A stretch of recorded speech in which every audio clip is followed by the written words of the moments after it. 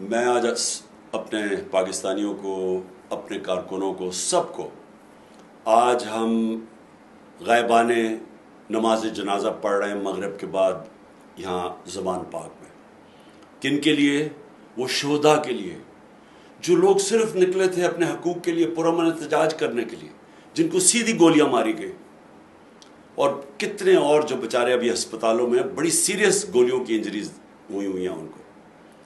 اور افسوس یہ ہے کہ کوئی اس کے اوپر تحقیقات نہیں کر رہی، کوئی اس کے اوپر انکوائری نہیں ہے، کوئی دنیا میں اجازت نہیں دیتا اس طرح کسی کو گولیاں مارنے کے لیے۔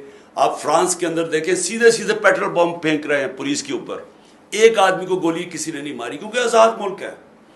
غلاموں سے یہ ہوتا ہے۔ جنرل ڈائر نے یہ کیا تھا، پرامن احتجاج ہو رہا ہے، ان کے اوپر گولیاں چلا دی، کیونکہ وہ ہمارے آقا تھے، ہم ان کے غلام تھے۔